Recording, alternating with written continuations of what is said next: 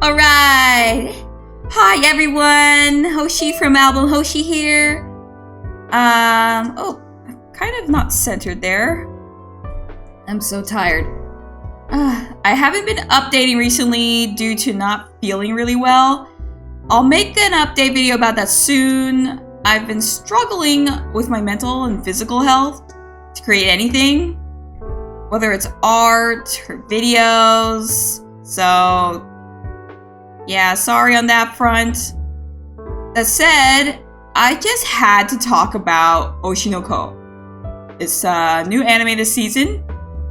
It's been a manga that I've been a big fan for a long time. And this video is probably going to be a little less edited.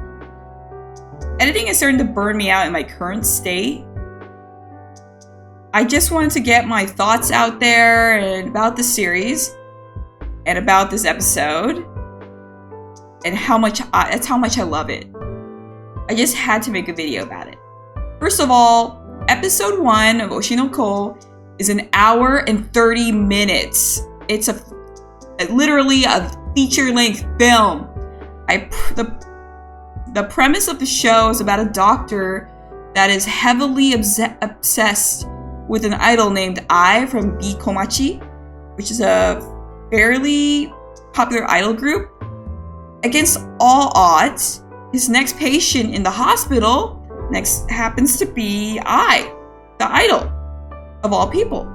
Now I'm going to stop right there just to say that's going past this. We're already getting into spoiler territory, technically. I mean, I do want to discuss the spoilers, but at first I want to discuss the themes that are prevalent in the show. I'm a big fan of Oshi No Ko in terms of the manga, and I've been caught up. The manga is available on Manga Plus, by the way, if you want to catch up. The anime is available on High Dive. This series is largely about every facet of the entertainment industry. This first episode delves into idol culture and acting, but later down the line, you can expect them to delve into reality TV, YouTube content creation, the anime and manga industry, the musical and theater production. The show also goes into the connection between the professionals in these industries and the society that consumes their media. The author hones in on how society in the modern day can both lift the spirits of these artists up or tear them down. Oshi No Ko is a series that often features social media and how people can anonymously hurt others and how parasocial relationships can be dangerous, fatal even. This show really makes me think, and forgive me if this is a bit non sequitur, but it reminds me of the state of VTubers right now. I feel like most VTubers, regardless of content, often leave room to facilitate the idea that their viewers could be in a relationship with them. It's very similar to idols. Like, I in the show is someone that acts the same way. She says, "I love you," and sings love songs, not to no one particularly, but to everyone. It's not necessarily wrong to perpetuate parasocial relationship, but it's just something that kind of makes me feel uncomfortable, because I personally don't think it's healthy to promote. However, I guess all of us curate our online or on-stage personalities, achieve what we want. And even if you don't curate your image the way that I does, there are some people, there's always going to be people that overstep boundaries. For the longest time, I was apprehensive to make anything VTuber related because of the idol culture that surrounds it. I feel like being an idol is where you find the most success, fastest. That's what people want. They want to feel loved, seen, heard. They want to have someone that's this beacon of light that touches everybody's lives and feels special to them. Anyway, I feel like being an idol is where you'll find the most success fastest. Like, or not even being an idol, but facilitating that relationship with the viewer or listener. But it also ends up in dangerous places sometimes. There are plenty of horror stories we are all aware of if you've been in the VTuber community or even the idol community at all. Anyway, back to Oshi No Ko. I want to start discussing the more spoiler-heavy events of episode 1. I'm going to avoid spoiling anything manga-related other than maybe going over themes that might be ahead of us. Here we go. Now, beyond this point, I want to talk mainly about what happened in episode 1 and also my thoughts initially reading the manga. Reading the manga, I never foresaw that the Doctor or Serena were going to be isekai'd as twins of I. I think it blew my mind at the time. I was like, whoa, nothing like this has ever happened before, and really nothing ever has happened. Like, in terms of isekai, in terms of, it's just the most zany, ridiculous turn of events, in my opinion, that I've ever read in a manga or any story. And I mean, now watching the anime, I think they put in these scenes to make it more obvious, or I guess I skimmed those scenes in the manga. Basically, there's a scene where Serena's like, I wish I was reborn as a celebrity's child and had their connections and everything. And there's another guy that repeats the same exact sentiment. I don't know how I missed that if it was in the manga. But seeing here, it's like, yeah, they're trying to lay down the foundation for that to come true. Anyway. When I read the manga for the first time and this happened, I was completely shocked. And I knew from that point on, I just had to know what this series was about. I found this series because it was listed as like number 1 on the top of all psychological manga. And I love psychological story. So I was like, I gotta find out what this is about. I have to say, this first episode delivers on all fronts. Animation, music, voice acting, pacing, character development, build-up of suspense and anticipation.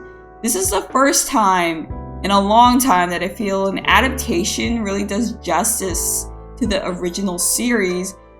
And it also kind of heightens certain things, certain scenes.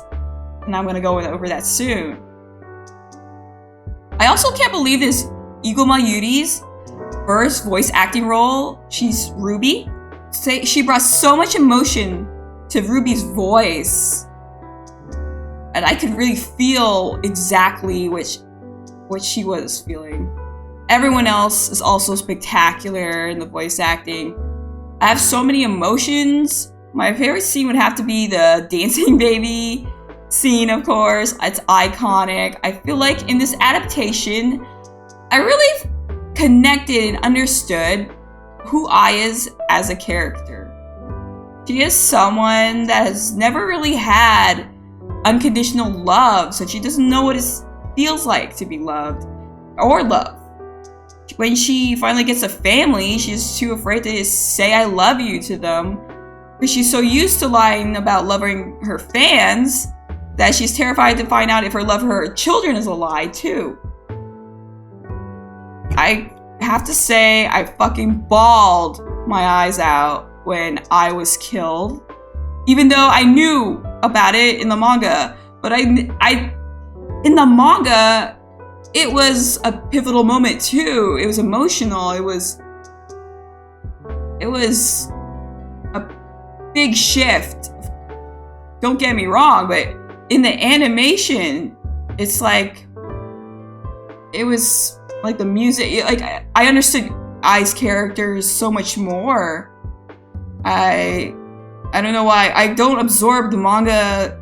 Maybe I don't absorb the scenes in the manga as well. And anyway, after we learn how she never loved anyone, and she's still scared to say she loves her children for fear it's not real, this stalker comes up to her, knows she has 2 young children, and yet takes it all away from her just because she betrayed his expectations of her. She even remembered his name and what he gave her. And he just killed her. And she finally was able to tell her children that she loved them. And she learned that she really could love other people. And she was gone. I can't tell you how many times I've cried watching this scene. Heck, I'm gonna see if I would cry again watching it now. Because I am a masochist. Let's see.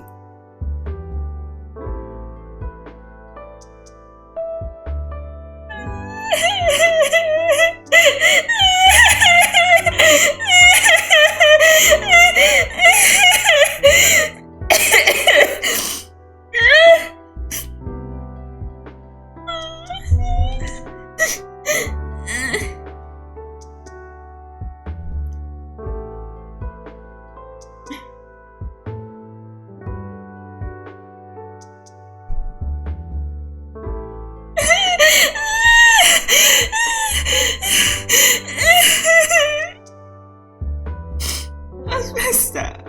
I've seen this so many times.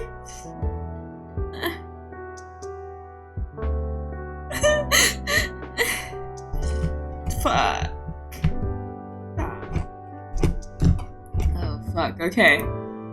I'm fucking. I don't even know how that came out. Oh god. Turn it off. Oh my gosh.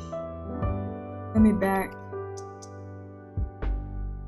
Oh my gosh. This anime, man. Oh. God. God.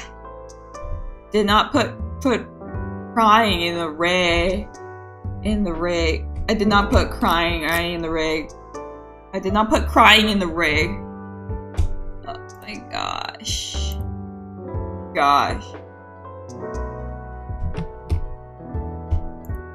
Like, I think I've conditioned myself to cry because of this scene. I cry also when other people react to it. Anyway. Oh, fuck, that was... I don't know, this is a fictional character! Okay. Jeez. Moving on. I just wanted to... Hold on. Moving on. I just wanted to... I feel cry. Moving on to... Moving on to Aqua as the protagonist. I thought it was a whirlwind to see him start as a doctor, get killed, get reincarnated, and go on to be Ai's son. And after her death, he's just on this mission to get revenge. And you can tell by the dark stars in his eyes, he will stop at nothing to achieve that goal. The heart of this show is a mystery hidden within the entertainment industry, and Aqua is determined to uncover it. I, for one, cannot wait for the rest of the show to come out, and also for the manga to finish. That's all I have today for this review. Please check out Oshi No Ko. The episode is out on High Dive. And the manga is out on Manga Plus. And there's some volumes available for purchase as paperback at Barnes & Noble and probably other bookstores. More volumes should be in paperback soon. Wait, that's hella weird. Please check out my channel. If you like this video or any other, please leave a like, a comment, subscribe, dance, eat a snack. I don't know. This is Hoshi from Album Hoshi signing out. Bye.